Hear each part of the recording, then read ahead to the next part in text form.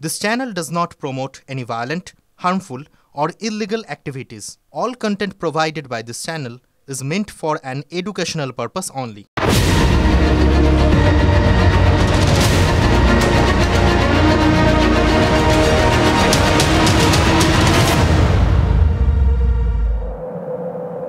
তিন চারটে কঞ্চি, তার উপর ঢাকা প্লাস্টিক, ওটাই এখন ঘর। একটা মাঠ, তাতে পরপর ওই কঞ্চি বাঁধা ছাউনি, কোনোটার ওপর মেলা ভেজা কাপড় চোপড়, কোনোটার খুঁটি ধরে তাকিয়ে আছে মায়ের কোলের ছাপ। দেখা শেষ হলে দেখুন জলের পাউচ চিপে প্রাণপণে জল খাওয়ার চেষ্টা চালানো শিশুকে, দেখুন শূন্য দৃষ্টির চোয়াল ভাঙা বুড়োকে, কুচকে যাওয়া চামড়ার এই বুড়িকে, দেখুন এই মানুষগুলোকে, চুল উস্কো খুস্কো, কদিন তেল জল পড়েনি হিসেব নেই। দেখুন কাপড়ের খুঁটে মুছে নেওয়া চোখের জল দেখতে পান কিনা। যাদের দেখলেন তাদের নাম পশ্চিমবঙ্গ, তাদের নাম ভারত, তাদের নাম সর্বহারা। যেদিন জল ঢাকার জল হই হই করে এদের গ্রামে ঢুকলো, সেদিন থেকেই এরা ঘর ছাড়া। ধূপগুড়ির গধিয়াকুঠি কুরসাবাড়ির মানুষ এখন ত্রাণ শিবিরের সংখ্যা মাত্র, কয়েক মুঠো চাল ডাল আর শুকনো কাপড় চোপড়ের ক্রমিক সংখ্যা। সিরিয়াল নম্বর মিলিয়ে মাথা গোনা শেষ হলে তাদের কানে আসে ভাওয়াইয়া, গান বলে নদীর কথা, জলের কথা, আর মানুষগুলোর দু চোখ বেয়ে বন্যা আসে, যার নাম কান্না।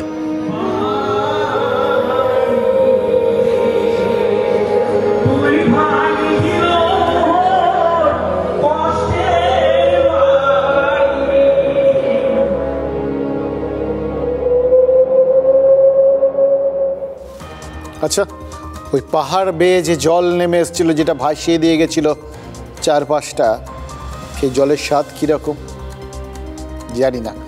ঘোলা জল, তার স্বাদ আর কীরকম হবে। কিন্তু ওই যাদের চোখের কোণ দিয়ে হু হু করে জল নেমে আসছে, সেই জলের স্বাদটা তো জানি, নোনতা। এই মানুষগুলোর ওই চোখের জলটাই সম্ভব। দেখছিলাম আর ভাবছিলাম যে এই চোখের জল যদি ওই নদীর জলের সঙ্গে মেশে, তাহলে নদীর জলও কি এতটাই নোনতা হয়ে উঠবে? নোনতা জল, তাহলে বুঝতে পারছেন ম্যানগ্রোভ হওয়ার সম্ভাবনা বাড়ে।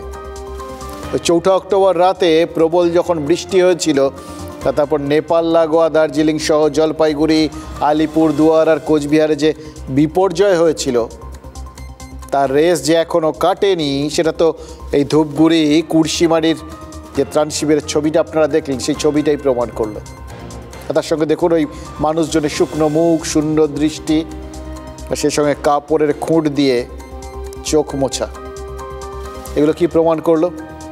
প্রমাণ করলো যারা উত্তরবঙ্গের দুর্যোগে বাড়িঘর হারিয়েছেন, যারা এখনও ঘরে ফিরতে পারেননি, তাদের ওই চোখের জলটাই সম্বল। কিন্তু ঘরে ফেরার কি কিছু বন্দোবস্ত হল? ধূপগুড়িতে ত্রাণ দিতে গেছিলেন শুভেন্দু অধিকারী। বিজেপির স্থানীয় নেতারা এই ত্রাণ শিবিরের আয়োজন করেছিলেন, কিন্তু সেই ত্রাণ শিবিরে কেউ কেউ ত্রাণ ফিরিয়ে দিয়েছেন, জানেন তো। এবার এইটুকুনি শুনে এটাকে অন্যভাবে ব্যাখ্যা করার একটা সহজ রাস্তা আছে। আপনারা শুনবেন আর শোনার সঙ্গে সঙ্গে ভাববেন, এই তো মানুষজন ক্ষিপ্ত হয়ে উঠেছে।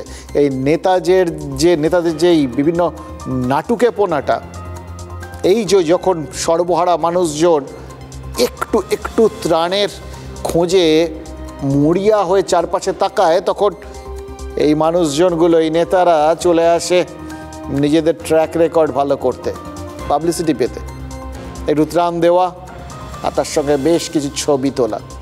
ওই মানুষগুলো যারা সব কিছু হারিয়েছে, তাদের কাছে এই ত্রাণের মূল্য এই সময় অনেকটা। সেই মানুষগুলোও যখন এদের প্রত্যাখ্যান করছেন, তাহলে এই মানুষগুলোর কি চোখ ফুটল? তারা কি এই নেতারা যে জিনিসটা আমাদের সাথে করেন এবং কেন করেন, কতটা নিজেদের স্বার্থে করেন, সেটা ধরে ফেলল? দেখুন, সবসময় চোখে প্রাথমিকভাবে যে ছবিটা ধরা পড়ে, তার ভেতরের কাহিনীটা হয়তো অন্য কথা বলে। এই যে এত সহজে আপনারা ধরে নিলেন যে বেশ কয়েকটা অপশান আর কি, হয় ওখানকার স্থানীয় মানুষজন তারা তৃণমূলপন্থী, তাই জন্য বিজেপির এই নেতাকে প্রত্যাখ্যান করেছেন, অথবা ওই মানুষজনের মনে হয়েছে যে তারা যা এই মুহূর্তে যেটা তাদের কাছে সবথেকে বেশি দরকার ছিল ত্রাণটা, তার থেকেও বেশি তারা বিরক্ত হয়েছেন তাদের নিয়ে কেউ কেউ রাজনীতি করতে আসছেন এটা ভেবে। এগুলো সহজ ভাবনা, কিন্তু তার বাইরেও তো একটা দিক রয়েছে। খানিকটা ঠিক ধরেছে, এদের চোখ ফুটেছে। সচরাচর এই রকম সময় এই ত্রাণ পাওয়াটাকে এরা খড়কুটো আঁকড়ে ধরার মতো একটা পরিস্থিতি বলে মনে করেন। যদি কেউ ত্রাণ দেন মনে করেন তার মতো ভগবান তাদের কাছে আর কেউ নেই। এটাই তো অনেক, এটাই তো জীবনের পরম প্রাপ্তি। তারপর নেতা তাদের হাতে ত্রাণ ধরিয়ে দিয়ে ছবি তোলেন, এরা বিগলিত হাসি হাসেন, গলে যান। এই জায়গার থেকে মানুষজনের চোখটা ফুটেছে। তারা বুঝেছেন যে নেতারা কেন আসেন সেটা যেরকম বুঝেছেন, নেতাদের যেখানে আসার একটা তাগিদ আছে, এই ছবিগুলো, এই যে তাদের হঠাৎ উদ্গ্রীব হয়ে ত্রাণ দেওয়া, এর পেছনে অন্তত অনেক বড় পরিকল্পনা, অনেক বড় বার্তা দেওয়ার আছে চারপাশের মানুষজনের কাছে, যে বার্তার বদলে মানুষজন তাদের ওই ভোটের বাক্সে উত্তর দেবেন, এটা তারা প্রত্যাশা করেন। সেই তাগিদটাকে এই মানুষজন ধরে ফেলেছেন। এই যে স্থানীয় মানুষজন, আপনারা ভাবছেন এদের চোখ ফুটলো, চোখ ফুটেছে। চোখ ফোটার সঙ্গে সঙ্গে এরা মুখও খুলেছেন। কেন খুলেছেন জানেন? এদের চোখ ফুটেছে তার কারণ এরা বুঝতে শিখেছেন যে কিভাবে তাদের এই ত্রাণ তুলে দেওয়াটাকে এই নেতারা চারপাশে একটা বার্তা ছড়িয়ে দেওয়ার জন্য ব্যবহার করেন। বোঝান যে আমরাই আপনাদের খাইয়ে পরিয়ে বাঁচিয়ে রাখি, এবং তার বদলে ভোটের বাক্সে প্রতিদান চান, এই দানের প্রতিদান। চোখ ফুটেছে তার কারণ এরা বুঝতে পেরেছেন যে তার মানে নেতাদের একটা তাগিদ রয়েছে, সে তাগিদটা তাদের জন্য না, নিজেদের জন্য। আর সেই জায়গার থেকেই এদের মুখ ফুটেছে। এরা বুঝতে পেরেছেন যে যেটা তাদের দেওয়া হচ্ছে সেটা দয়া দাক্ষিণ্য করে দেওয়া নয়, যেটা তাদের দেওয়া হচ্ছে সেটাই অনেক, এইটা ভেবে গলে যাওয়া নয়, বিগলিত হওয়া নয়। যেটা তাদের দেওয়া হচ্ছে সেটা তাদের পাওনা, প্রাপ্য। তাই তারা যেটা তাদের দরকার মুখ ফুটে একবার সেটা বলতে শুরু করেছেন। অর্থাৎ সাধারণ মানুষ, তারা এতদিন ধরে অভ্যস্ত ছিলেন নেতারা যা দেবেন সেটাই নিতে, সেটাকেই যথেষ্ট মনে করতে, কিন্তু সেটা আর মনে করছেন না। তাদের যদি চোখ সত্যি ফুটে থাকে এই মানুষগুলোর মতো, তাহলে কিন্তু সেটা একটা ভালো দিক। হয়তো সব খারাপের মধ্যেও একটা যে ওই একটা অন্যরকম ভালোরও একটা সম্ভাবনা থাকে না, এটা হচ্ছে তাই। এই মানুষজনগুলো তাই মুখ ফুটে নিজেদের তাদের কি দরকার সেইটা চাইছেন। প্রত্যাখ্যান তারা করেননি, আসলে তাদের প্রত্যাশাটা পরিষ্কার করে দিয়েছেন।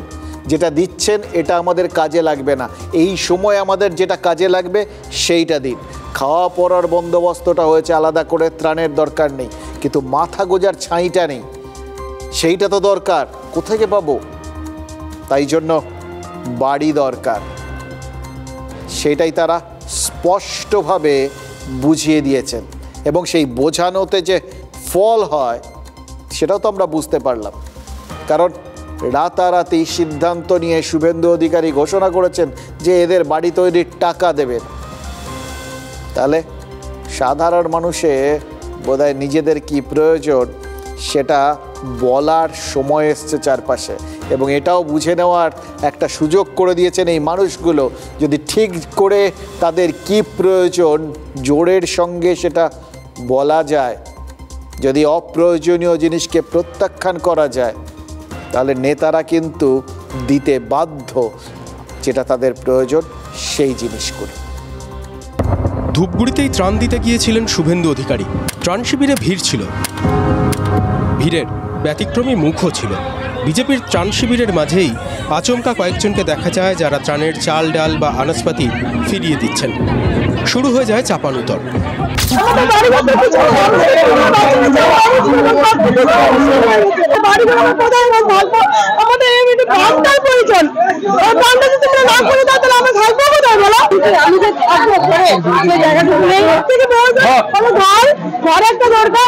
তারপরে প্রয়োজন হচ্ছে আমাদের বানটা আমাদের পুরো প্রয়োজন। বানটা না থাকলে আমরা থাকতে পারবো না, ওই জায়গায় বানটাও আমাদের প্রয়োজন। নেতাদের কিচিরমিচির থামলে আবার বানভাসীরা বলার সুযোগ পান। কেন ফেরালেন ত্রাণের জিনিস? ত্রাণ কি তাহলে চাই না? এনারা প্রথমে নিয়েছেন এবং নেতারা ওখানে হুমকি দেওয়ার পরে, তৃণমূলের নেতারা হুমকি দেওয়ার পরে ওনারা বাধ্য হচ্ছে এখানে দিতে। ওনারা এই মুহূর্তে ঘর চাচ্ছে। এটা বড় একটা ব্যর্থতা, কারণ এভাবে ত্রাণ নিয়ে গিয়ে মানুষ ফিরিয়ে দিচ্ছে। যে ত্রাণ যদি নিয়েছিস তাহলে 1000 টাকা লক্ষ্মীর ভান্ডার তোর কিন্তু বন্ধ হয়ে যাবে। ফ্যাট কালচার, তার জন্য আবার মানে ত্রাণ ফেরত দেওয়া হয়নি। তো যে কয়েকজন মানুষ ওনাদের ভোট দিয়েছিল তাদের মুখ চেয়েও তো বলা উচিত যে বিজেপি কেন্দ্রীয় সরকার পশ্চিমবঙ্গের বিপর্যয় মোকাবিলার টাকাটা দাও, সেটাও দিচ্ছে না। বাঁধ চাই আর বাড়ি চাই, বাঁধ দাও, মাথা গোজার ঘর দাও। শোনার পর রাজনীতি ফের সমূর্তি ধরে। বিরোধী দলনেতা শুনিয়ে দেন বাড়ি তৈরির টাকা দিতে তিনি এবং তার দল তৈরি, শুধু জমিটার ব্যবস্থা করে দিতে হবে রাজ্যের সরকারকে। যাদের প্রকৃত ঘর চলে গেছে, জমি তো ভাই আমরা দিতে পারবো না, আমরা বিরোধী দল। খাস জমি বিএলআরও এবং বিডিও তার মালিক। এটা আপনি অ্যালট হয়ে যাক, সরকার হয়তো 1,20,000 ঘরের চেক দেবে। 1,20,000-তে ঘর হয় না, তার জন্য যে অ্যাডিশনাল কিছু টাকা লাগবে বিজেপি তার ব্যবস্থা করবে। মুখ ফুটে চেয়েছেন বানভাসীরা। শুভেন্দু অধিকারী বোঝাচ্ছেন প্রয়োজনে বিজেপি হবে গৌরী সেন। তৃণমূল বলছে বাংলার বাড়ি তৈরি করে দেবে রাজ্য সরকার। ভোটের ফসল কার ঘরে পৌঁছবে জানানোর জন্য অপেক্ষা করছে ভোট বাক্স, অপেক্ষা করছে 2026-এর বিধানসভা নির্বাচন। এই জন্যে নেতাদের এত ভালো লাগে জানেন তো। আমরা গোটা বিষয়টার মধ্যে কি সুন্দর দেখছিলাম, মানুষজনের চোখ ফুটেছে, বুক ফুটেছে, তারা নিজেদের কি প্রয়োজন সেইটা চাইছেন এবং হাতে নাতে ফল পাচ্ছেন। একদম ঠিক। এবং তার সঙ্গে সঙ্গে দেখুন রাজনৈতিক নেতা ক্যাসা হো, শুভেন্দু অধিকারী জैसा हो, একটা সুযোগ পেয়েছেন, সুযোগটা কাজে লাগাতে গেছিলেন, ত্রাণ দিয়ে মানুষের পাশে দাঁড়াতে গেছিলেন। এটা রাজনৈতিক নেতা হিসেবে তার দায়িত্বের মধ্যে পড়ে এবং এটা একটা সুযোগও বটে মানুষের কাছে যাওয়ার, মানুষের চেয়ে পাশে আছেন সেটা বোঝানোর। কিন্তু সেটা করতে গিয়ে যে মুহূর্তে দেখলেন যে পরিস্থিতিটা বেগতিক হয়ে যাচ্ছে, হয়তো পরিস্থিতিটা প্রতিকূল ঠেকছে, তখনই কিন্তু তিনি সময়ের সঙ্গে সঙ্গে এবং পরিস্থিতি অনুযায়ী নিজের বক্তব্যটাকে বদলে ফেললেন। দেখুন, তিনি তাদের দাবি মেনে নিয়েছেন, টাকা দেবেন বাড়ি তৈরির জন্য। সেটা করতে গিয়ে দুটো কাজ করে ফেললেন। নিজে দেবেন, যেটা দিলে মানুষজন চাইছিলেন সেটাই তারা দিচ্ছেন, এই বার্তাটা দিয়ে তাদের পাশে থাকার জায়গাটা তৈরি করে নিলেন। আর তার সঙ্গে কি করলেন? তার সঙ্গে সরকার অর্থাৎ শাসক দলকে বেকায়দায় ফেলে দেওয়ার ব্যবস্থা করে দিলেন। কি বললেন? বাড়ি তো আমি টাকা দিয়ে দেবো, কারণ সরকার আপনাদের বাড়ি তৈরির জন্য 1,20,000 টাকা দেবো তো কিছু হবে না। মানে বুঝিয়ে দিলেন সরকার তোমাদের এমনি সময়ও বাড়ি তৈরির জন্য যে টাকা দেয়, এটা কিন্তু খেয়াল করুন, ওই বন্যা বিধ্বস্ত অঞ্চলে গিয়ে বলছেন, কিন্তু বার্তাটা যাচ্ছে গোটা রাজ্যে। গোটা রাজ্যে এই আবাস প্রকল্পে রাজ্য সরকার যে টাকা দিচ্ছে, সেই টাকা যে বাড়ি তৈরির জন্য যথেষ্ট নয়, এই সুযোগে শুভেন্দু অধিকারী সবাইকে বুঝিয়ে দিলেন। এবার তার সঙ্গে সঙ্গে কি বললেন? বললেন বাড়ি তৈরির ওই বাকি টাকাটা, যেটা ওই সরকার যাই দিক, মানে সরকারকে দিতে হবে, এটা এই ব্যবস্থাটা, এই চাপটা তৈরি করে দিলেন। অন্তত যাদের তিনি টাকা দিচ্ছেন তাদের যে দিতে হবে এটা তিনি বুঝিয়ে দিলেন। এবার তাদের তো তিনি বাকি টাকাটা দিয়ে দেবেন, সরকারের উপর টাকা দেওয়ার জন্য চাপটা তৈরি হয়ে গেল, সঙ্গে জমিটাও দিতে হবে, সেই ব্যবস্থাটাও করে দিলেন। অর্থাৎ সরকারের ওপর জোড়া চাপ তৈরি করে দিলেন তিনি। রাজনীতি একে বলে, একটা সূক্ষ্ম রাজনৈতিক সুযোগের কি সুন্দর সদ্ব্যবহার। আসলে তিনি রাজনীতির লোক, রাজনীতি করেছেন, এটাই তো স্বাভাবিক, রাজনীতি করবেনই তো।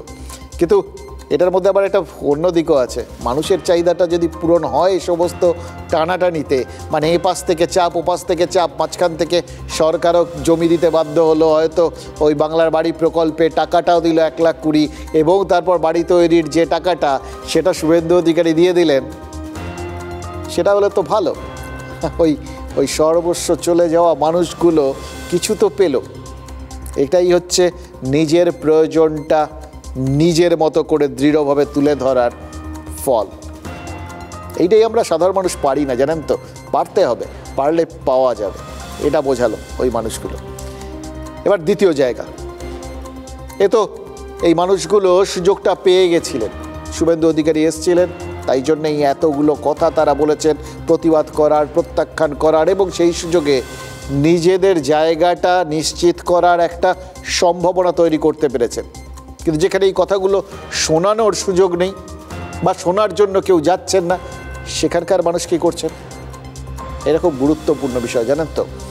যেখানে নেতারা যাওয়া আসা করছেন সেখানে না হয় তারা এটা সেটা দিচ্ছেন, বা নিজেরা বেকায়দায় পড়লে নিজেদের মান বাঁচাতে একটু দাতাকর্ণ হওয়ার চেষ্টা করছেন।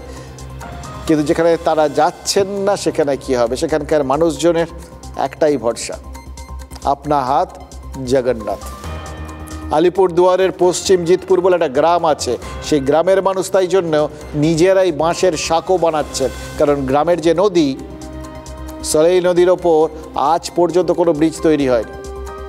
পশ্চিম জিতপুরের মানুষ পঞ্চায়েতের কাছে গেছেন, বিডিও, এসডিও, ডিএম অফিস, ধাপে ধাপে যতগুলো জায়গায় যাওয়া যায় সব প্রশাসনিক জায়গায় গেছেন, কিন্তু গ্রামের জন্য নাকি একটা ব্রিজ কিছুতেই আদায় করতে পারেননি। দেখুন, এই পর্যন্ত শুনে আবার কেউ কেউ বলতেই পারেন যে জিতপুরের মানুষ কি ভোট দেন না? তারা কি বুঝতে পারছেন না যে ভোট এসে গেছে, কেউ না কেউ তো আসবেনই আসবেন? নাকি কেউ ধরে ফেলেছেন যে ওই এসআইআর ঠেসআইআর করে এই গ্রামের সবার নাম টাম কাটা যাবে, এদের ভোটের কোনো মূল্য থাকবে না?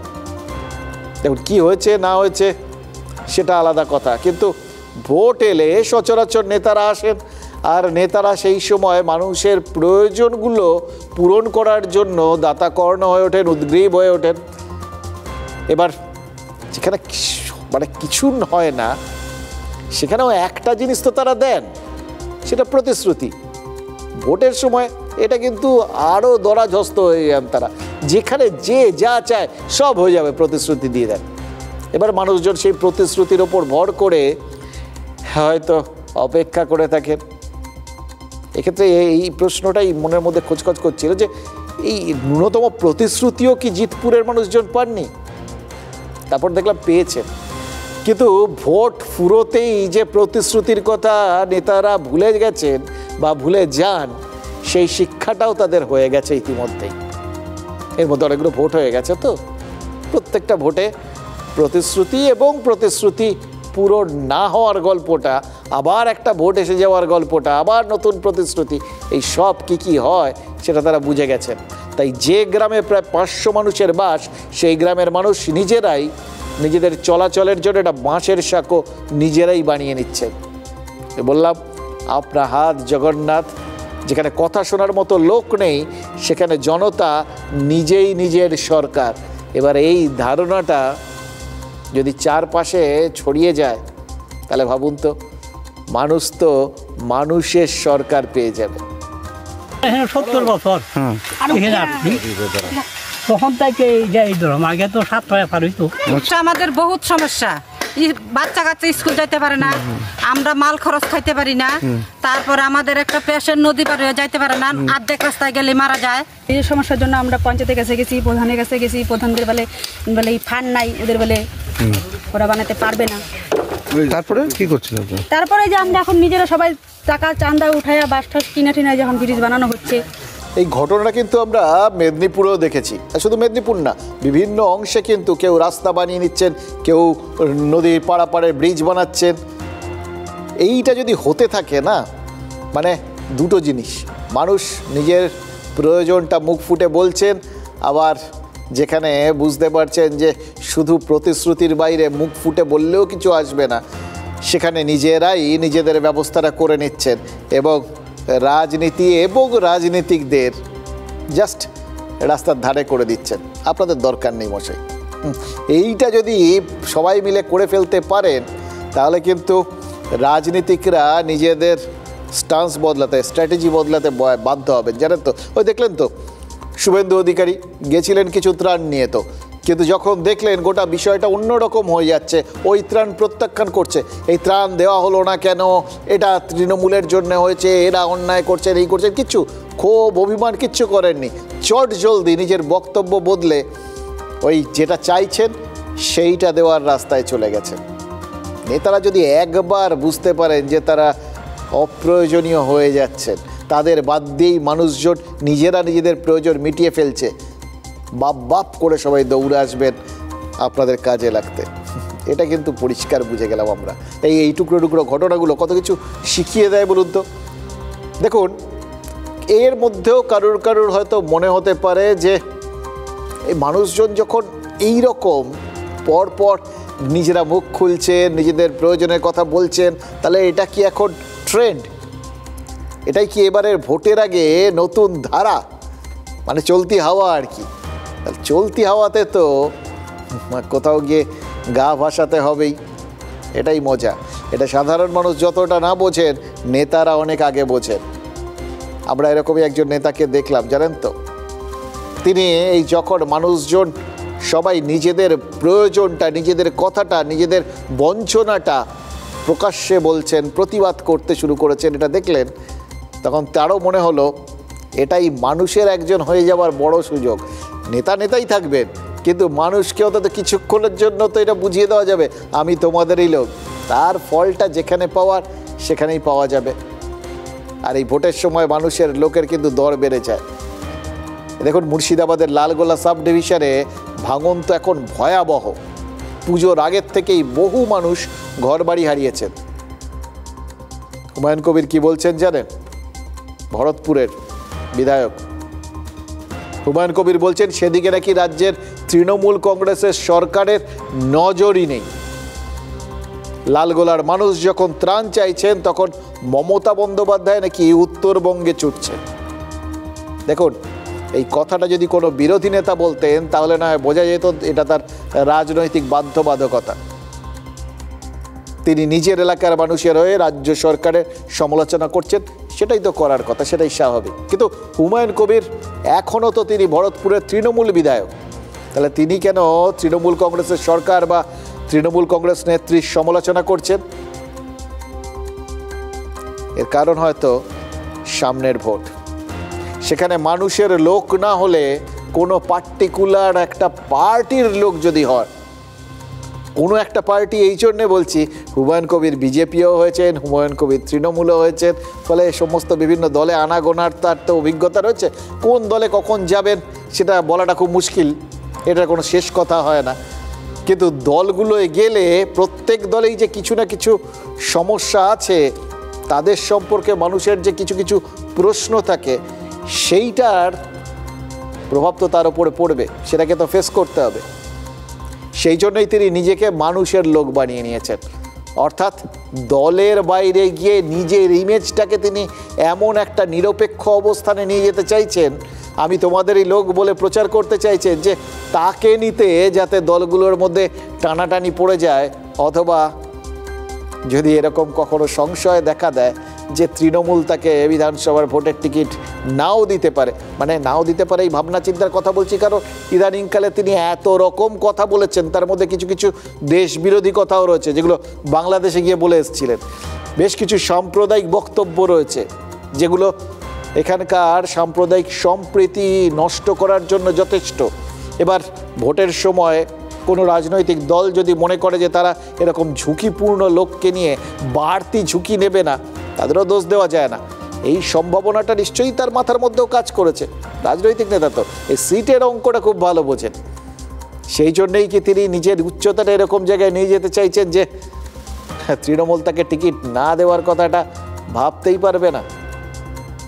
এবং তিনি যদি তখন তৃণমূলের হয়ে দাঁড়ানো, তাহলে তৃণমূলের বিরুদ্ধে এই এত বছর ক্ষমতায় থাকার সুবাদে যদি সাধারণ মানুষের মধ্যে কোনো অসূয়া তৈরি হয়েও থাকে, যদি মানুষের মধ্যে কোনো ক্ষোভ তৈরি হয়েও থাকে, সেই ক্ষোভের আঁচ তার গায়ে লাগবে না। তিনি কি আসলে নিজের জন্য বর্ম তৈরি করছেন? এই তৃণমূল বিরোধিতা এটা কি আসলে তার ভোটের আগে স্ট্র্যাটেজি?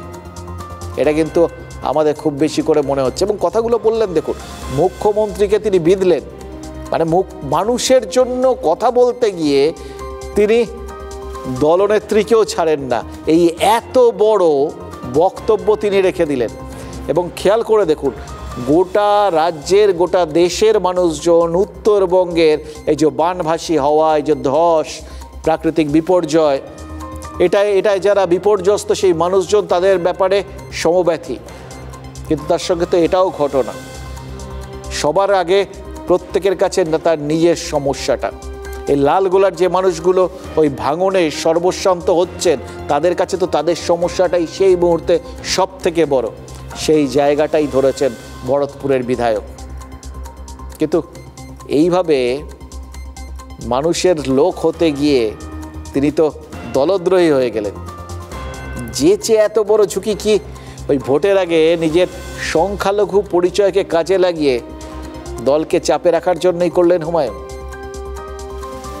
এরপর যদি তাকে দল বিরোধী কথাবার্তার জন্য শাস্তির মুখে পড়তে হয়, তার কথা নিয়ে বিতর্ক হচ্ছে, এটা বুঝেই কিন্তু হুমায়ুন কবির বলে দিয়েছেন যে তিনি মুর্শিদাবাদের দুটো আসনে একসঙ্গে জেতার ক্ষমতা রাখেন।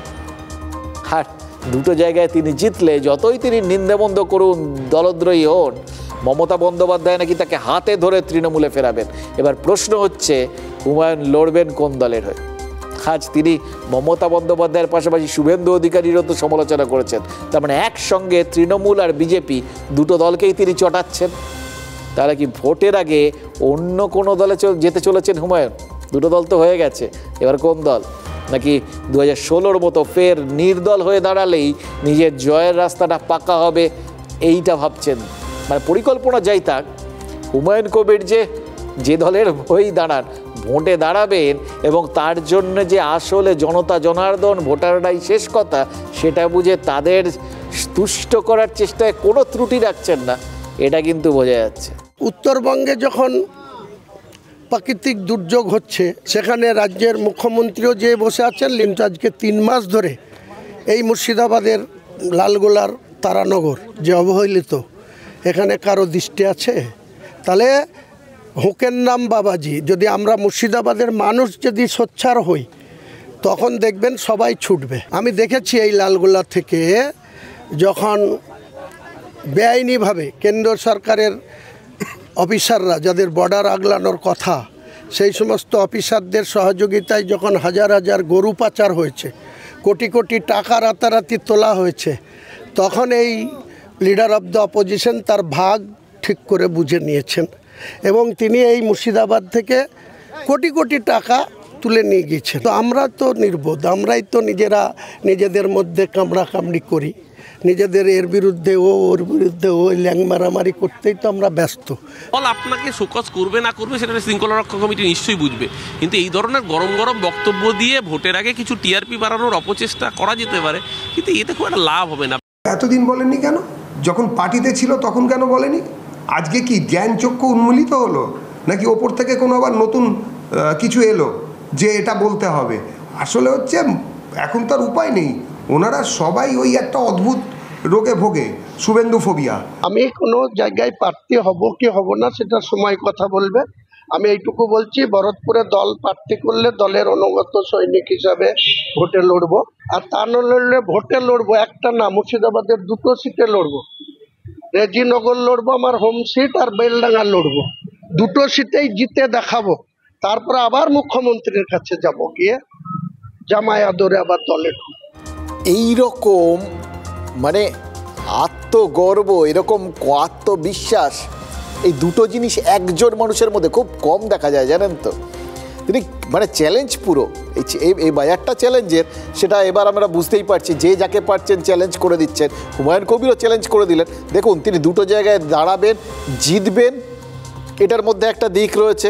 কারণ এবার যে জায়গাটা নিয়ে সব থেকে বেশি আলোচনা হচ্ছে, এই সংখ্যালঘু ভোট ভাগের অঙ্কটা কী জায়গায় থাকবে, ভাগ হবে কি হবে না এর ওপর এবার ফলাফল অনেকটা নির্ভর করবে।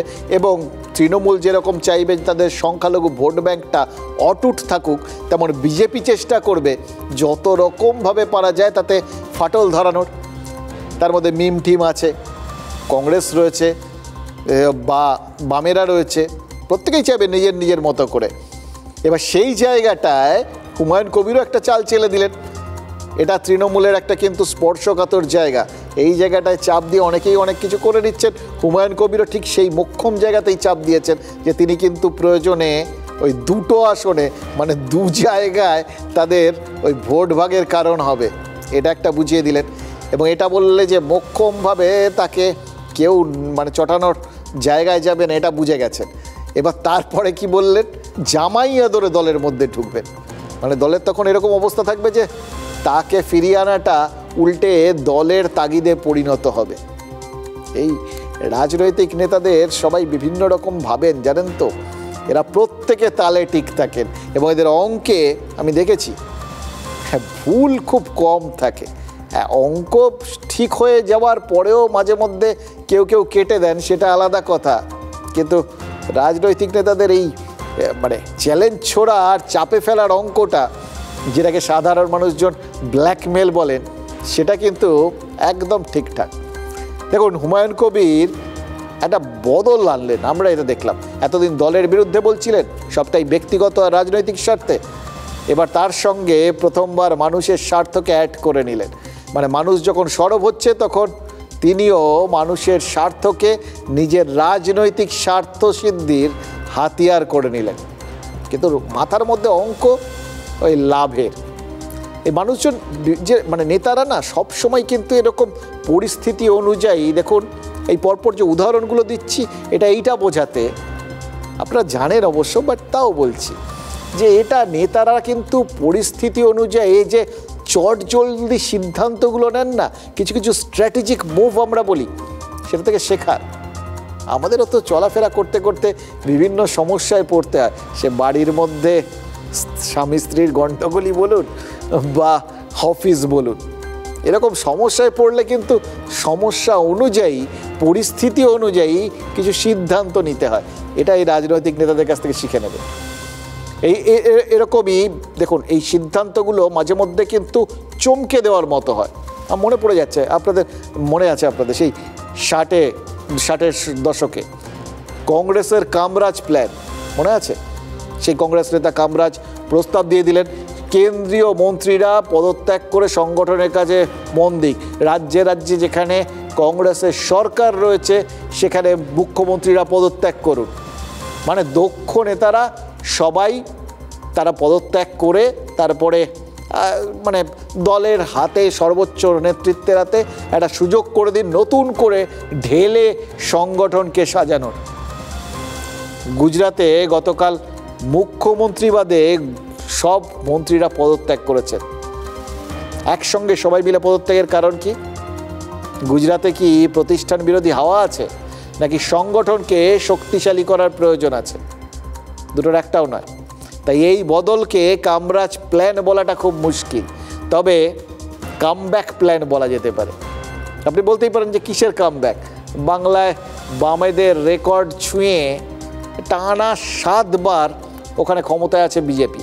2027 বিধানসভা ভোটে 8ম বিজেপি সরকারের লক্ষ্য, সেটাই তো গেরুয়া শিবির পালন মানে প্রমাণ করতে চাইছে যে এটা একটা অসাধারণ একটা কীর্তি তারা করে ফেললো আর কি।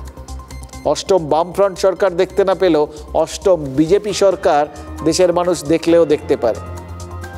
একটা চ্যালেঞ্জ, একটা অন্যরকম অঙ্কের সামনে দাঁড়ানো এবং সবথেকে বড় কথা আবার একটা পরীক্ষার সামনে দাঁড়ানো। এবার এই পরীক্ষার সামনে দাঁড়ালেই তখন এই স্ট্র্যাটেজিক মুভগুলো আসে, পদ্ধতিগত যে বদল সেইটা করেন এই নেতারা কৌশলগতভাবে। অঙ্ক কি বলছে জানেন? গুজরাতে ভোটের আগে বিজেপি যতবার রদবদল করেছে ততবারই সরকারের বদল রোখা গেছে, মানে সরকার প্রত্যেকবারই টিকে গেছে। নরেন্দ্র মোদী যখন প্রধানমন্ত্রী হলেন সেই 2014-তে উত্তরসূরি কে হলেন? আনন্দীবেন পটেল। অথচ 2017-র ভোটের আগে সেই পটেলকেই সরিয়ে বিজয় রূপানীকে নেতৃত্বে আনা হলো। বিজয় রূপানী জিতেও গেলেন এবং তারপরে মুখ্যমন্ত্রী। আবার 22-এর বিধানসভায় মুখ্যমন্ত্রী বিজয় রূপানীকে সরিয়ে ভূপেন্দ্র প্যাটেলকে নেতৃত্বে আনা হলো, তিনিও মুখ্যমন্ত্রী হয়ে গেলেন। তার মানে এই রদবদল, এটাই বিজেপির কামব্যাকের রহস্য। তৃণমূলও বারবার কামব্যাক করছে, কিন্তু এবার আরেকটা তো কামব্যাকের লড়াই। আর তাতেই দেখা যাচ্ছে যে তৃণমূলও কৌশলে বদল ঘটাচ্ছে। বদলটা কীরকম? একবারে অঙ্ক কষে রদবদল করতে শুরু করে দিয়েছে তৃণমূল। দেখুন, কংগ্রেসের কামরাজ প্ল্যান বা গুজরাটের প্ল্যান, গুজরাট মডেল, এই দুটো ক্ষেত্রে একটা বদল আছে। পারফর্মারদের ব্যবহার করা, এটাই উদ্দেশ্য। যারা সব শুদ্ধ, মানে ধরুন হঠাৎ করে একজন কাউকে আপনি বললেন সরে যান, তাহলে সেটা নিয়ে অনেক রকম প্রশ্ন উঠবে। তিনি ব্যক্তিগতভাবে একটা অসুয়া প্রকাশ করতে পারেন, প্রতিরোধ করতে পারেন, নিজেদের দলের মধ্যে তাই নিয়ে গণ্ডগোল লাগতে পারে। কিন্তু দল যদি একটা সিদ্ধান্ত নেয় সামগ্রিকভাবে একটা বদল আনা হবে, যে কজন আছেন সবাই, আপনাদের বলছি না আপনাদের সবাইকে সরিয়ে দেওয়া হবে, আপনারা কিন্তু দলের স্বার্থে আনুগত্য দেখাতে সবাইকে পদত্যাগ করে নিন, তারপর আবার সবাইকে ঠিকঠাকভাবে বসিয়ে দেওয়া হবে। এটা বললে তখন দলগত একটা যে ঐক্য বা নিজেদের দলের প্রতি অনুগত প্রমাণ করতে অনেকেই হয়তো মানে ইচ্ছে না থাকলেও তখন পদত্যাগ করতে বা সরে যেতে বাধ্য হন। আবার তখন সেই সুযোগে নতুনভাবে পুরোটা সাজিয়ে নেওয়াটা সম্ভব হয়ে যায়। এবার উল্টো দিকটা দেখুন, এইভাবে যদি একসঙ্গে মানে বিভিন্ন জায়গায় যারা পদাধিকারী তাদের সরিয়ে দেওয়া হয়, বলা হয় যে পারফর্মারদের ব্যবহার করা হবে, অর্থাৎ যারা কাজের মানুষ, যারা কাজ করে দেখাতে পেরেছেন তাদের দেখা হবে, তাদের দায়িত্ব দেওয়া হবে দলের প্রয়োজনে, মানুষের প্রয়োজনে। কেউ তো মুখ ফুটে অন্য কিছু বলতে পারবেন না। তৃণমূল তো সেটাই করার চেষ্টা করছে। অভিষেক বন্দ্যোপাধ্যায় নাকি ঘনিষ্ঠ মহলে জানিয়েছেন যে পুরসভাগুলোতে তিনি চরম বদল করবেন। যারা কাজ করছেন না, নিষ্ক্রিয়, সোজা কথায় কাজের মানুষ না অকাজের মানুষ আর কি, তাদের সরিয়ে দিয়ে যারা কাজের মানুষ তাদের দায়িত্বে আনা হবে। যা শোনা যাচ্ছে তাতে বালুরঘাট, মালদা, ইংরেজবাজার, রায়গঞ্জ, বাঁকুড়া, পুরুলিয়া, সিউড়ি বহু পুরসভায় চেয়ারম্যানদের সরানো হতে পারে। এবার এক ধাক্কায় সরিয়ে দেওয়া হলে লোকের কাছে কী বার্তা দেওয়া হবে? যে এই ভোটের মুখে দাঁড়িয়ে তাহলে তৃণমূল বুঝতে পারছে যে হাওয়াটা ভালো না, এবং এই হাওয়াটা ভালো না এই জন্যে যে কিছু লোক কাজ করেননি। এবার সাধারণ মানুষের সবার আগে প্রয়োজন এই পুরসভা, মানে তাদের সামনে যেগুলো থাকে পঞ্চায়েত বা পুরসভা, এগুলোতে সেই জায়গাগুলোতেই মানুষকে এরা বিরূপ করে দিয়েছেন, কাজ করছেন না। সেই চাপে তৃণমূল এবার এদের সবাইকে সরিয়ে দিল। এবার সরিয়ে যখন দেওয়া হয় তখন লোকের মনে প্রত্যাশা তো তাহলে নিশ্চয়ই এবার বাছাই করে যে কাজ করবেন তাকেই আনা হবে, কারণ বুঝে গেছে তৃণমূল যে এরকম অকাজের লোক থাকলে চাপ বাড়ে, এবার নিশ্চয়ই আর ভুল করবে না। এই যে বদলটা করে দেওয়া হলো কাজের মানুষকে আনার জন্য, এবার ঠিক হবে, এটা কিন্তু মানুষের মনের ক্ষোভকে অনেকটাই প্রশমিত করে দেয়।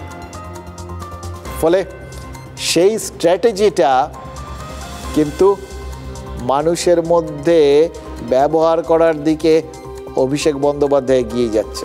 দেখুন, 122টা পুরসভার মধ্যে তৃণমূল যেখানে 51টা এগিয়ে, সেখানে বিজেপি এগিয়ে রয়েছে 69টায় এই লোকসভার ভিত্তিতে। হাওড়া আর দুর্গাপুর বাদ দিয়ে বাকি 5 পুর নিগমের 3টেতেই বিজেপি এগিয়ে রয়েছে। মানে লোকসভায় বেশি আসন জিতলেও পুরসভা রয়েছে এরকম বিধানসভায় 50 মুখে পা কাটার চান্স রয়েছে। শাসক দল সেই সামান্যতম মানে চান্সটাকেই, চান্স ফ্যাক্টর যাকে বলে, সেটাকে একদম শূন্য করে দিতে চাইছে, এক চুল ছাড় দিতে চাইছে না। এবার ভাতের একটা চাল টিপলেই হাঁড়ির হাল বোঝা যায়। রদবদলের সম্ভাবনা রয়েছে। এরকম 2-1টা পুরসভায় নজর দিলে আমরাও বুঝতে পারবো যে এই নিচের তলা একদম তৃণমূল লেভেলে কতটা গণ্ডগোল সামলাতে মরিয়া তৃণমূল।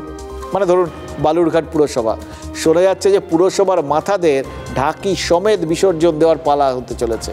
লোকসভা ভোটে তৃণমূলের বিপ্লব মৈত্রকে মাত্র 1010 ভোটে হারিয়ে দিয়েছিলেন সুকান্ত মজুমদার। 19-এর লোকসভায় বালুরঘাট শহরে বিজেপির লিড ছিল 17,000। গত বছর সেই লিডটাই বেড়ে গেছে, হয়েছে 25,000। এমনকি তৃণমূলের জেলা সভাপতি বা উপপ্রধানই নিজের ওয়ার্ডে পিছিয়ে রয়েছেন। তার মানে শুধু অঙ্ক কষাই নয়, সেই অঙ্ক অনুযায়ী পদক্ষেপও করতে শুরু করেছে তৃণমূল। তবে এরপরেও পচা শামুকে পান কাটার চান্সটা কিন্তু থেকে যাচ্ছে, জানেন তো কিভাবে?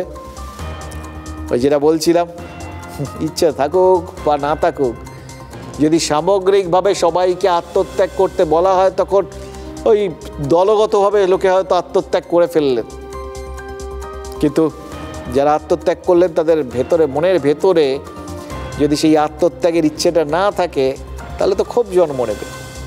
তারাই যদি নিজেরা পচা শামুক হয়ে যান, মানে দলের যেরকম রদ বদলের অধিকার আছে তেমন তো নেতাদেরও দল বদলের অধিকার আছে, বা ওই হুমায়ুন কবিরের মতো নির্দল হয়ে দাঁড়িয়ে যাওয়ার অধিকার আছে। আর যাদের সেটুকুনিও নেই, মানে সেই দমটা নেই, তাদের পেছন থেকে ছুরি মারার সুযোগটা তো রয়েছে। এর নামও তো রাজনীতি। দলের সিদ্ধান্ত পুরোটাই নেত্রীর উপরে, নেত্রীর অনুমোদন সাপেক্ষে নিশ্চিতভাবে দলকে আরও একটু এগিয়ে নিয়ে যাওয়ার লক্ষ্যে, দলকে আরও বেশি পারফরমেন্সমুখী করবার লক্ষ্যে বিধানসভা ভোটের আগে যদি কোথাও কোনো প্রয়োজন মনে পড়ে দল সেটা সিদ্ধান্ত নেবে। এটা আমাদের দলীয় আভ্যন্তরীণ বিষয়। এটা একেবারেই আমরা দলগতভাবে যেটা মানুষের স্বার্থে বেটার পারফরমেন্স হবে সেই সিদ্ধান্ত দল নিশ্চিতভাবে নেবে। ওই আরেকজন মাঝারি দিদিমণি বলেছিলেন না, ওখানকার অডিট করে যা তুলেছ বাজার থেকে তার 75% ঠিক জায়গায় পাঠিয়ে, মানে ওই পর্ণকুটিরে পাঠিয়ে বাকি 25% খরচ করতে পারো। তা লুটো, কাটো, বাঁটো, এই তো। কে এখন এগিয়ে থাকবে? দেখুন, এই যাদের নাম কাটা যাবে তারা হয়তো অতটা লুট করতে পারছে না, অতটা হয়তো দুধেল গাইদের থেকে দুধ দুই আনতে পারছে না, তো ন্যাচারালি রাখাল বদল হচ্ছে।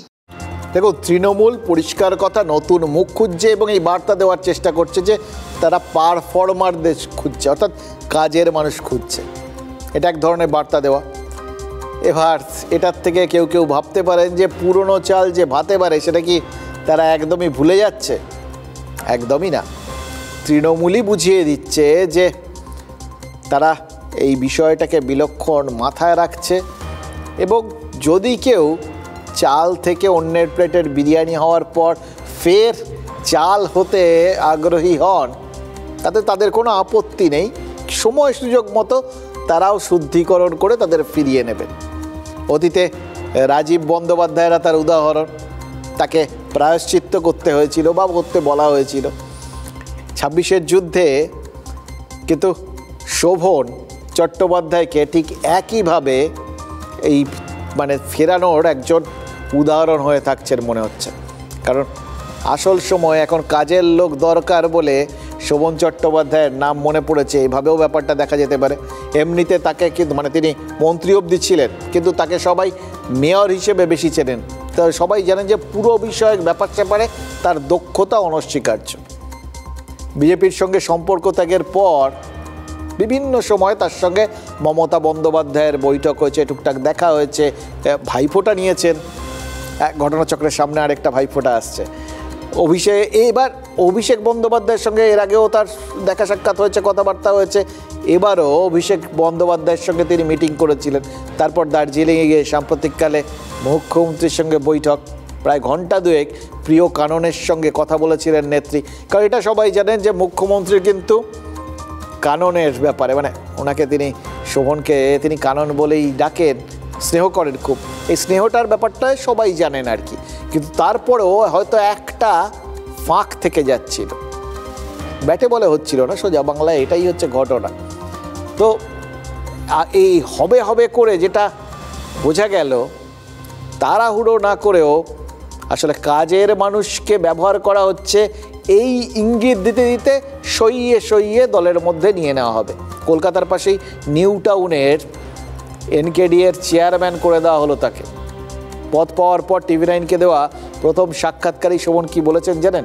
বলেছেন বড় শহর সামলানোর অভিজ্ঞতা রয়েছে তার, এবং সঙ্গে জুড়ে দিয়েছেন মেয়র আর মন্ত্রী হিসেবে তিনি পারফর্মার ছিলেন, কাজের মানুষ ছিলেন।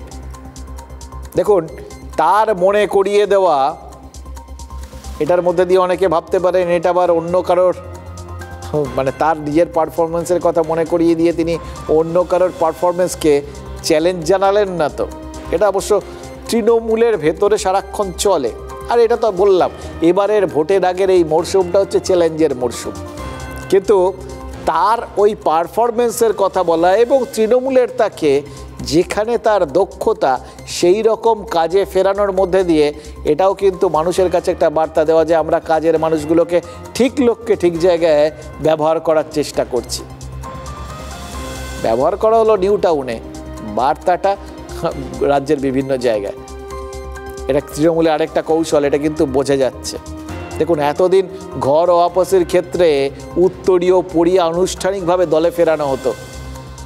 এই প্রথমবার কাউকে পথ পাইয়ে দিয়ে দলের ভেতর ঢোকার রাস্তাটা নতুন করে তৈরি করা হচ্ছে। আগে অনেকেই ফিরতে পারতেন, চটজলদি ফিরে আসতেন, কিন্তু শোভন অনেক রইয়ে সইয়ে ফিরলেন। এবার এটার মধ্যে দল কতটা রইয়ে সইয়ে ব্যাপারটাকে প্রমোট করছিল আর তিনি নিজেও কতটা রয়ে সয়ে ফেরার ব্যাপারে আগ্রহী ছিলেন, সেটাও একটা বড় ব্যাপার। কিন্তু মোদ্দা কথা হচ্ছে যে আপাতত প্রশাসক শোভনেই শিলমোহর পড়ল এবং শোভনও নিজের জন্য এটা অত্যন্ত সম্মানজনক, মানে তার পারফরমেন্সের বা তার যেটা সবথেকে বড় গুণ সেইটার স্বীকৃতি বলেই ধরেছেন। হয়তো দুদিক থেকেই ব্যাপারটা মিলে গেছে বলে তার ঘরে ফেরার রাস্তাটা ছোট হয়ে, মানে এতদিন ধরে তো অনেক লম্বা ছিল, শেষ হচ্ছিল না, এবার ছোট হয়ে এসছে।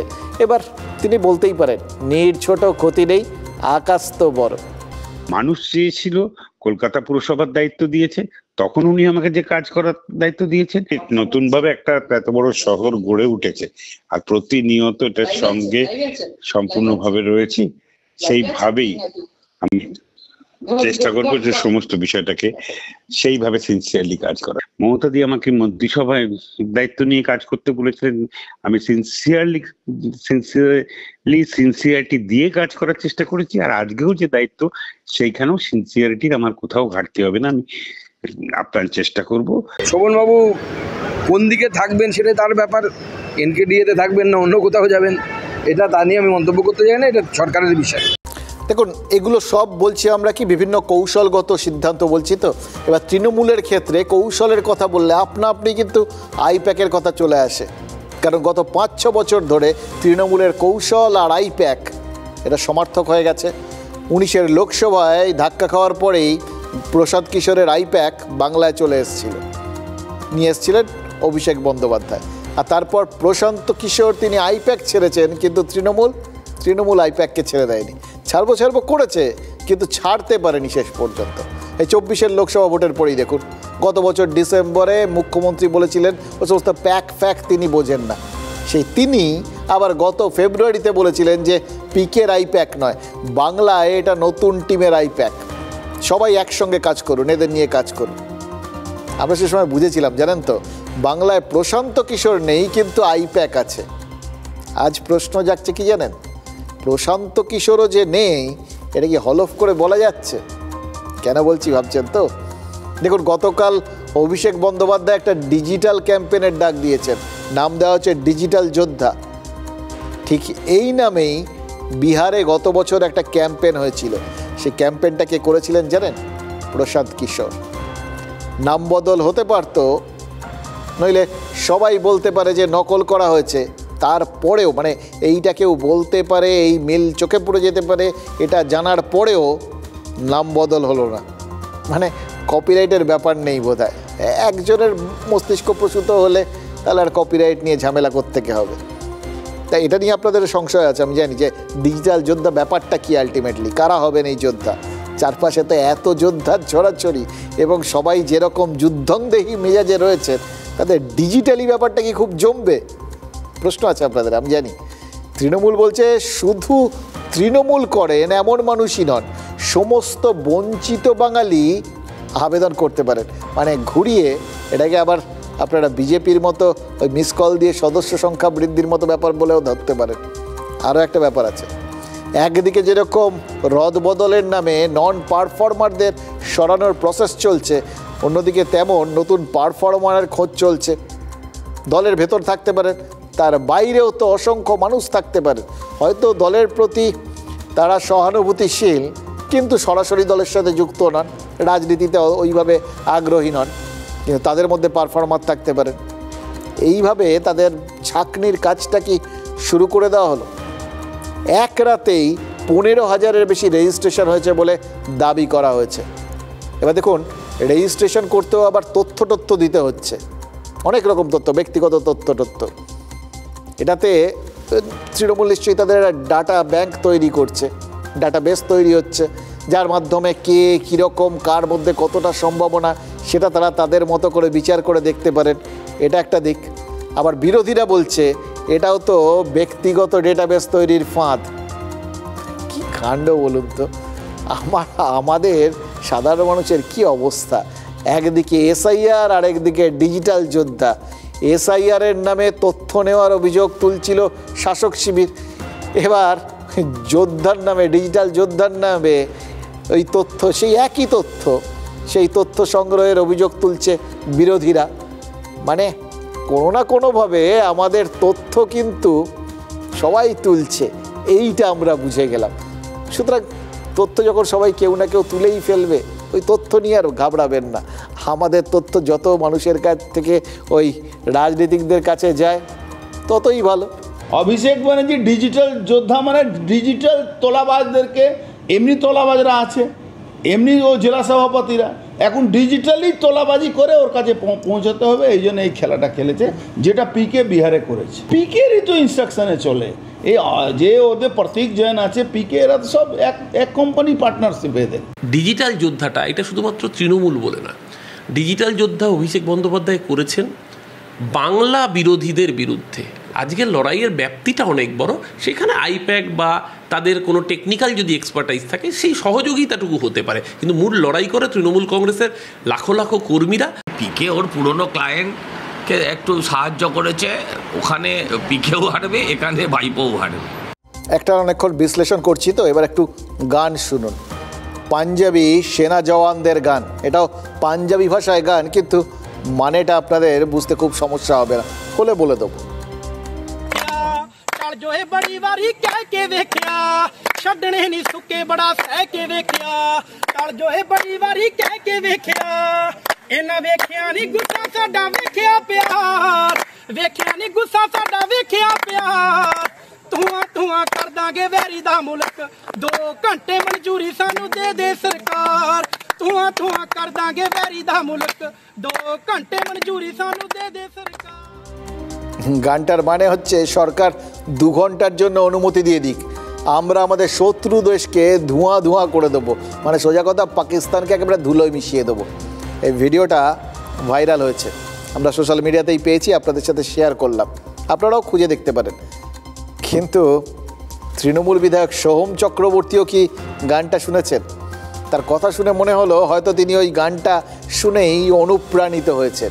এবার সোহম চক্রবর্তী, তিনি নেতা কাম অভিনেতা, ভালো লাইন কানে এলে তার কাছে 2টো অপশান, লাইনটা সিনেমা স্ক্রিপ্টে জুড়ে দিতে পারেন অথবা সভা মঞ্চ থেকে জনতার উদ্দেশ্যে ছুড়ে দিতে পারেন। তিনি দ্বিতীয়টা করেছেন। পূর্ব বর্ধমানে ওই বিজয়া সম্মেলনের জন্য গেছিলেন, তো সেখানেই মঞ্চ থেকে কি বলেছেন জানেন? 1 মিনিটের জন্য তারা যদি ওই গণতন্ত্রকে ভুলে যান তাহলে রাজ্যে বিজেপির পতাকা ধরার কেউ থাকবে না। ভাবুন তো, সেনা জওয়ানরা তবু 2 ঘন্টার কথা বলেছেন, সোহম চক্রবর্তী সেটাকে 1 মিনিটে নামিয়ে এনেছেন, কারণ তিনি সিনেমার মতো হিসেবটা করেছেন, সবটাই তো টাইট করে করতে হয়, সিনেমায় 2 ঘন্টার মধ্যে পুরো কাহানি শেষ। সুতরাং বুঝতেই পারছেন, যদি 2 ঘন্টায় জীবনকে ঢোকাতে হয় তাহলে গণতন্ত্র ভুলে যাওয়ার জন্য 1 মিনিটই যথেষ্ট। তবু ভালো, মানে গণতন্ত্র এখনও ভোলেননি, খানিকক্ষণের জন্য ভুলতে বলেছেন। কয়েক মাস পরেই অবশ্য গণতন্ত্রের পরীক্ষা হবে।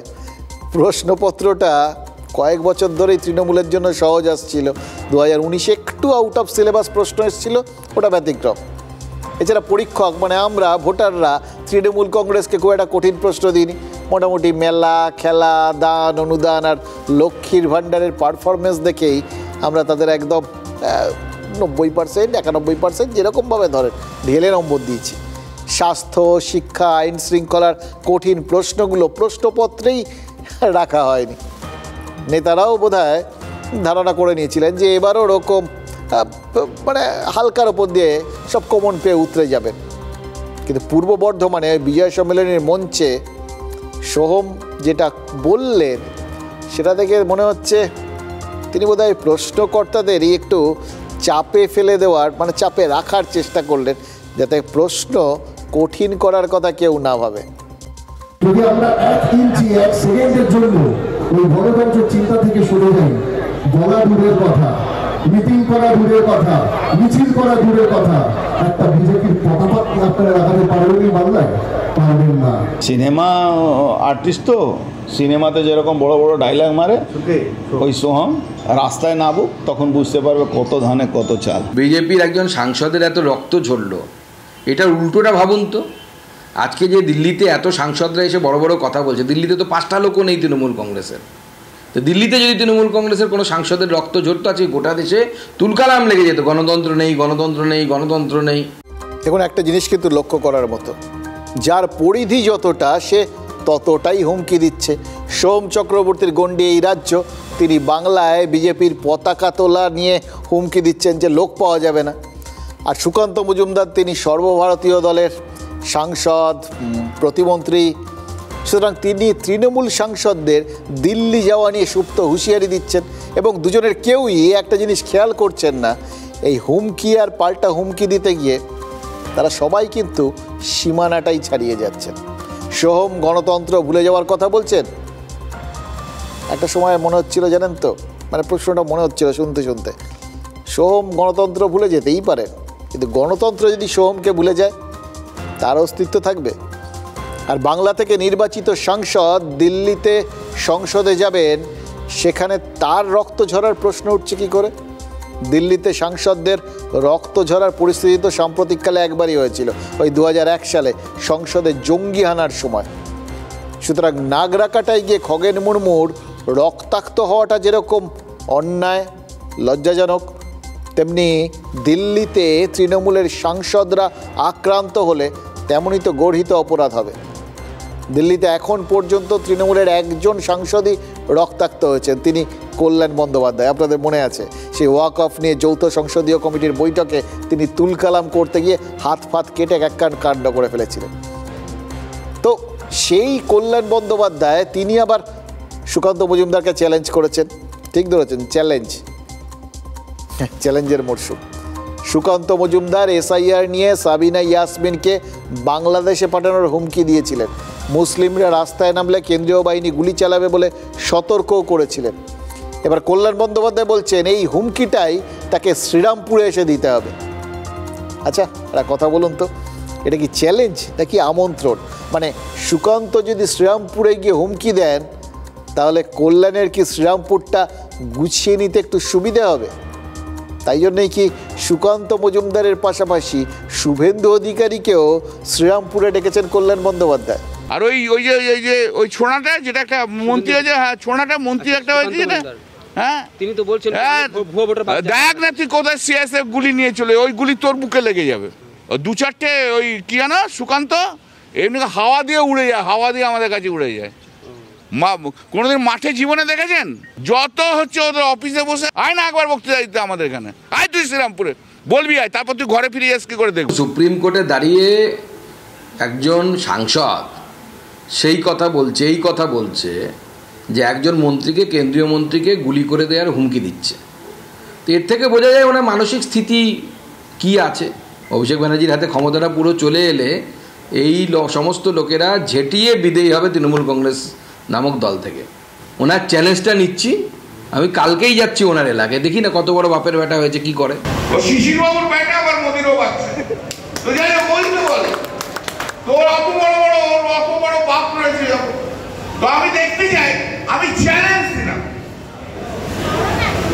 আমি ও তো বলে আমি অমুককে হারিয়ে তমুককে, তোর যদি হিম্মত থাকে আয় দাঁড়া শ্রীরামপুরে, আয় দাঁড়া শ্রীরামপুরে, ভবানীপুর পরে দেখবি শ্রীরামপুর আগে ক্রস কর, মেদিনীপুর থেকে দেখবে হাফ প্যান্ট পরে বাড়ি যেতে হবে। শ্রীরামপুরটা খুব ডেঞ্জারাস এলাকা, আমরা এটা কিন্তু বুঝতে পারছি কল্যাণবাবুর আমলে। মানে কেউ এলে বাড়ি ফিরে যাবেন না, কারোর ফুল প্যান্ট হাফ প্যান্ট হয়ে যাবে, কেলেঙ্কারি কাণ্ড কিন্তু যাই বলুন। এবং তার মাঝখানে তিনি যেটা খুব পরিষ্কার করে দিচ্ছেন, কোথাও গিয়ে তিনি কি চাইছেন যে সবাই এসে, বিজেপির সব নেতা এসে শ্রীরামপুরেই ভোটে দাঁড়িয়ে যাক? মানে তার অঙ্ক কি যে তাতে শ্রীরামপুরে বিজেপির ভোট ভাগাভাগি হয়ে গেলে তার জয়টা তবে একটু নিশ্চিন্তে হবে? বলা যায় না নেতারা যে কখন কি কল্পনা করেন এবং কি পরিকল্পনা করেন, এই দুটোর আঁচ পাওয়া আপনার আমার মতো সাধারণ মানুষের সত্যি এটার কোনো আমাদের ধরাছোঁয়ার বাইরে। এবার এই রকম সব বক্তব্যগুলোর মধ্যে দিয়ে সাধারণ মানুষের মনের ভেতরে কি প্রতিক্রিয়া হচ্ছে সেটা কি এরা একবারও ভেবে দেখেন? এরা কী ভাবেন?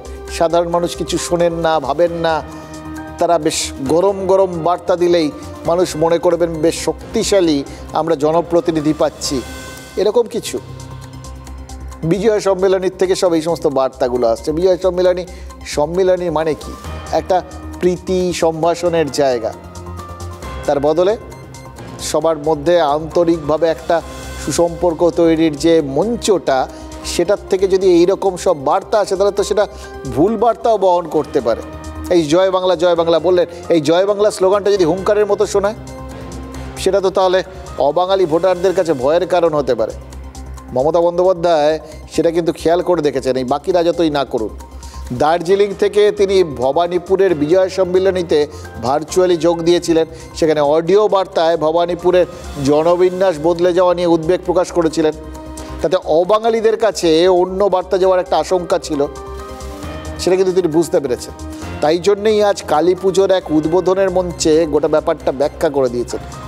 তবে এটার থেকে আবার বিরোধীরা বলছে ইদানিং তাকে কিন্তু বারবার কিছু বক্তব্য রেখে তারপর আবার দ্বিতীয়বার সেটাকে ব্যাখ্যা করে দিতে হচ্ছে।